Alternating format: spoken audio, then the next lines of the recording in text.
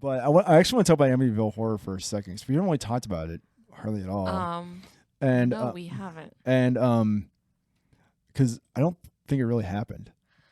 So, there is. Hold on, let me see if I can find it. There's a documentary on it. Well, the one kid who's always on everything, I think I know which guy you're talking about because he's the one. He's the most vocal so of all of them. it's Daniel. I think that's who it is. And he's the one. His stories changes constantly. Yep. Like, and then interviewing him, there's I don't know how to say this. But my thing is, like, every time he tells a story, it's always different. Right. His stories changes quite often. Which I like.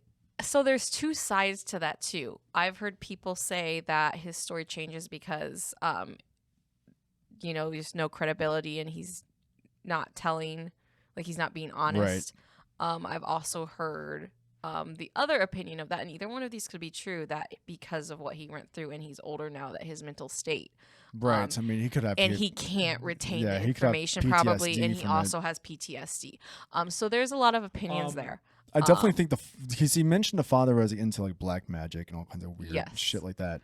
That part I actually do find true, and if anything did weird happen in the house, like there definitely was probably was latched onto the father because the father was probably the one. I definitely believe something was going on. Yeah, something was going on, and the father was the one that was probably the magnet for it. But like once the family was out of the house, there is not. I mean, people have lived in the house since, right? And nothing. Nobody's reported anything. It's been. It's been almost investigated to death and nothing. It's definitely not something I would ever investigate personally because I don't feel like that's what I want to talk about now because I don't want to do a whole episode about Amityville horror because I don't. Yeah, we've talked about that before. How we don't want to do that because it's like there's nothing there. I don't think. Yeah, I mean, I to me it's like overkill.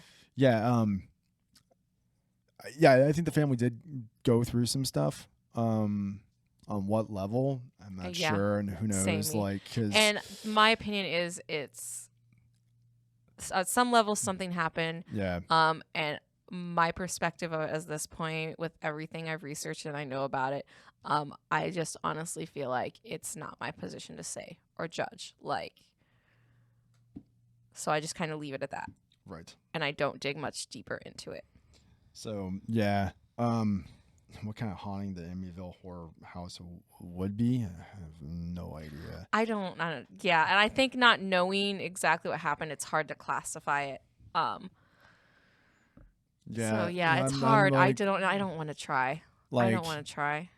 I mean, I'd probably go more into the inhuman if there is anything going on in that house. And there may have been something residual there because I know when they moved in, there had been some stuff in the past. Right. That was actual that portion of it was not made up. That stuff did happen. I mean, as we know, things can latch on to people. So you wonder maybe if that's what happened, if the bad stuff that was there latched on to the father, to the father because maybe he was practicing and some really dark shit. Yeah.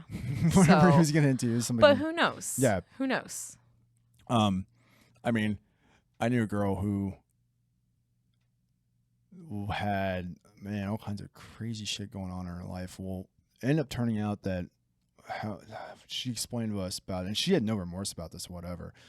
A group of guys, she worked at a parking garage, and a group of guys were asking for where this dude was, and she kind of knew him, and she was like, yeah, he's in his car, blah, blah, blah. And they went up and shot and killed the dude.